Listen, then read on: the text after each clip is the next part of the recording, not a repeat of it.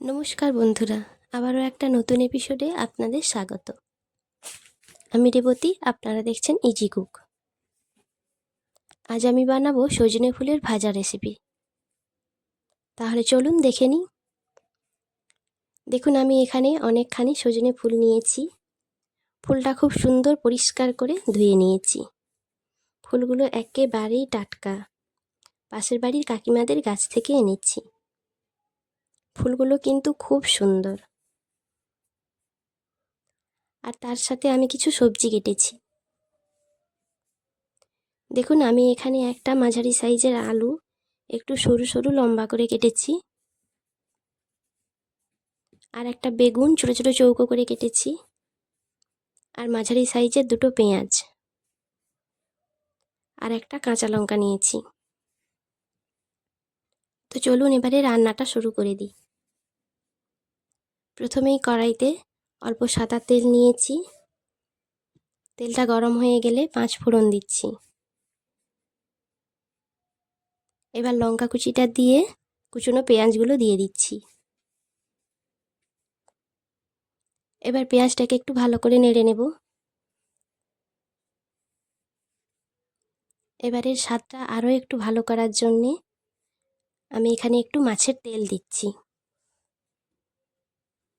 বাড়িতে পোনা মাছ এনেছিল, তো ভাবলাম তেলটা দিয়ে দিই, তাহলে এর স্বাদটা আরও অনেক গুণ বেড়ে যাবে। তবে এটা না দিলেও কিন্তু রেসিপিটা খুবই সুন্দর হয়। হাতের কাছে ছিল তাই দিয়ে দিলাম।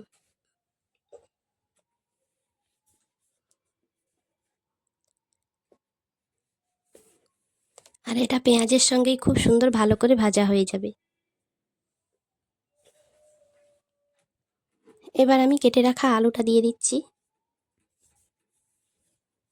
এবার আলুটাকেও পেঁয়াজের সাথে ভালো করে ভেজে নেব। আলুটাতে অল্প একটু হলুদ দিচ্ছি।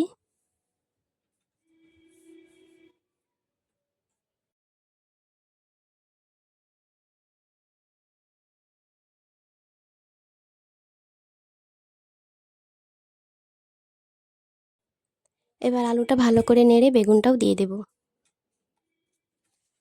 এবার পুরোটা একসাথে ভেজে নেব। এই বসন্তকালে কিন্তু সজনে ফুল আমাদের শরীরের পক্ষে খুবই উপকারী একটা জিনিস। সজনে ডাঁটা, সজনে ফুল রোগ প্রতিরোধ ক্ষমতা বাড়ায়। আর এই ফুলটা কিন্তু সব সময় পাওয়া যায় না, শুধুমাত্র এই সিজনটাতেই পাওয়া যায়। তাই যতটা সম্ভব বাড়ির প্রত্যেককেই এই ফুলটা খাওয়া উচিত। আর এইভাবে রান্না করলে বাচ্চা থেকে বড় সবাই চেটেপুটে খাবে। তো দেখুন, আমি খুব সুন্দর করে ফুলটাকে ভেজে নিয়েছি। এবার সজনে ফুলগুলো দিয়ে দিচ্ছি। এবার ফুলগুলো সব কিছুর সাথে ভালো করে মিশিয়ে নিচ্ছি। আর আমার এই ভিডিওটা যে সমস্ত বন্ধুরা দেখছেন ওনাদের জানাই অসংখ্য ধন্যবাদ। আর পুরো ভিডিওটা দেখার পর একটা লাইক করার অনুরোধ রইল। ভালো করে মিশিয়ে নিয়ে এবার পরিমাণ মতো লবণ দিচ্ছি। লবণটা একটু বুঝে দেবেন, কারণ এগুলো ফুল তো, আর ফুলগুলো কিন্তু জোরে অনেকটাই কমে যাবে। তাই বেশি লবণ হলে একেবারেই ভালো লাগবে না।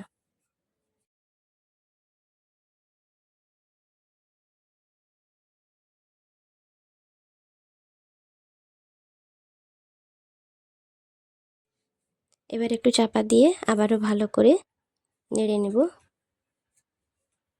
দেখুন দেখতে কতটা সুন্দর হয়েছে। আমার মনে হচ্ছে খুবই সামান্য একটু হলুদ লাগবে, যদিও আমি সবজিতে সামান্য হলুদ দিয়েছিলাম, তাও আমি অল্প একটু হলুদ দিচ্ছি। আর বন্ধুরা, এইভাবে একবার সজনে ফুল ভাজা করে অবশ্যই খেয়ে দেখবেন, তারপর আমাকে কমেন্ট করে জানাবেন।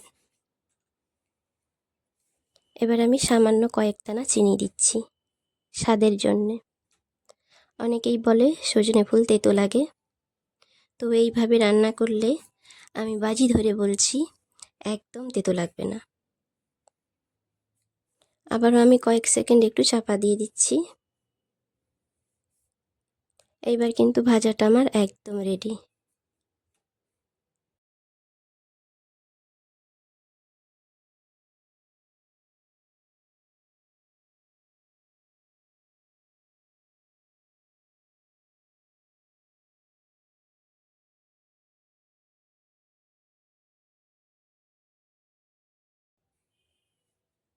তো আজকের এই রেসিপিটা কেমন লাগলো অবশ্যই জানাবেন।